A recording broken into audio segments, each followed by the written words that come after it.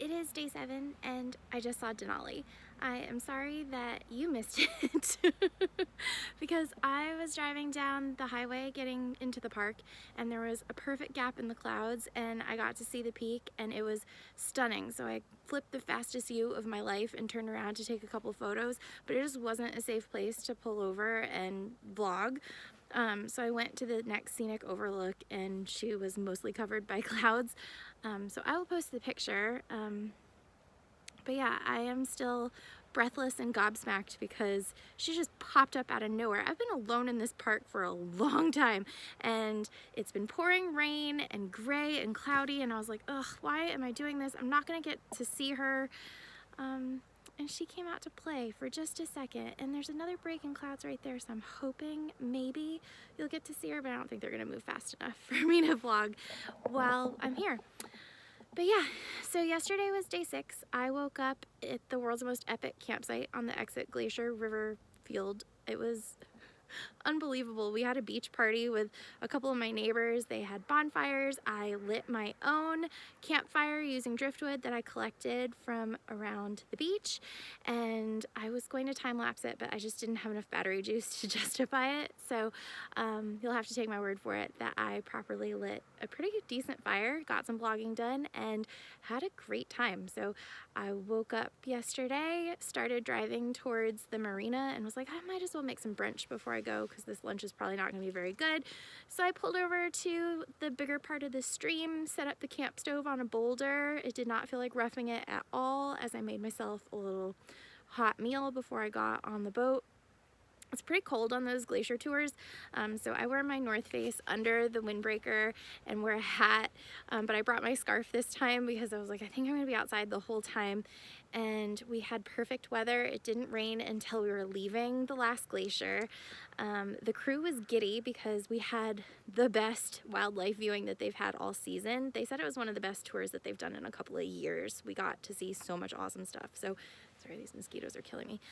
There was a humpback whale that swam like right beside our boat. I mean, we're pretty sure it went under our boat at one point. We got to see a pod of orcas that they haven't seen since 2019. So, and they haven't seen the complete pod in a while, but our boat was the first one to reach the pod. So they radioed it in and a research boat came out and they were really excited about this pod making an appearance. So that was really cool. I got to see so many otters up close. We didn't get to see them nearly that close in Valdez. There were so many puffins flying around and they are adorable. They look like little mini penguins and they said that they're already oddly shaped and it's hard for them to fly, but they said that they just gorge themselves in Alaska to the point where sometimes they just can't get airborne. So you watch them skitter on the water because they just can't quite take off. They've gotten so heavy eating in this water. And so that's really amusing to watch too. So yeah, I got to get up close and personal with I think almost a dozen glaciers. It was a really beautiful cruise through the fjords. I think I had more fun in the Valdez tour. It was a bright sunny day and we had so much fun with everybody around us. This boat had some people that were just really frustrating and irritating, you know, the kinds of photographers that just get in the way for everyone and are always like banging around with their selfie sticks, completely oblivious to everyone around them.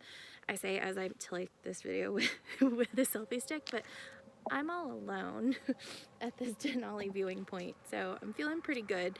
Yeah, it's been awesome. Every part of this trip has worked out exactly the way it should. If I hadn't missed that first flight, I wouldn't have seen Denali from the air. If I hadn't booked the wrong train, I wouldn't have sat beside that mother-daughter duo that gave me awesome tips for this trip. If I hadn't had to invert my trip, I wouldn't have been on Valdez for that perfect sunny day because it had been raining for a week and it was supposed to rain all day, but it held off until that evening. If I hadn't worked today and decided to just lay low in Anchorage, then I wouldn't have caught the peak of Denali as I was driving in today. And I'm just feeling really grateful for the timing and everything coming together exactly the way it should. You can't be anything but excited and thankful when you have a fantastic day. And I'm a planner, and even though I didn't plan very much for this trip, having my loose plans come together in sheer perfection is so rewarding and good for the soul. I spent last night in a warm bed after taking a hot shower where I did not need to wear shoes, and it felt really good. It was hard to get out of bed this morning, and I was thinking about it.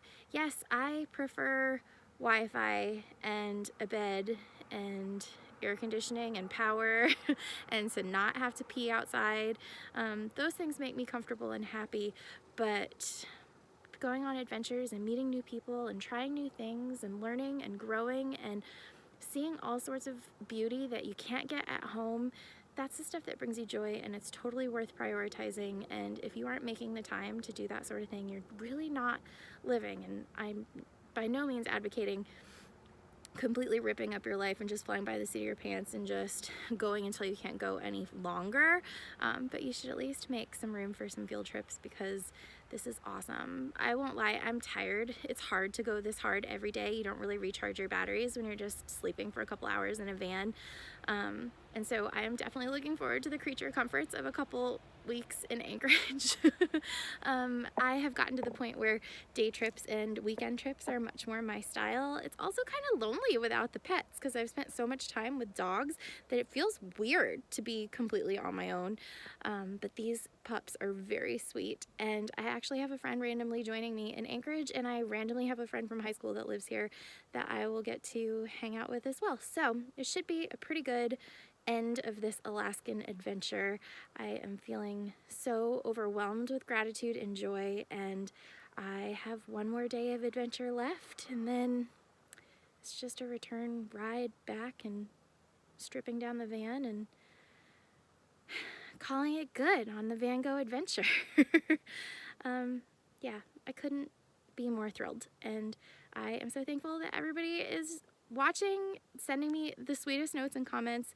I've gotten a couple of really great suggestions from people watching, and I have had the best time sharing stories with you guys. So thank you for watching, and I will fill you in on what happens tomorrow.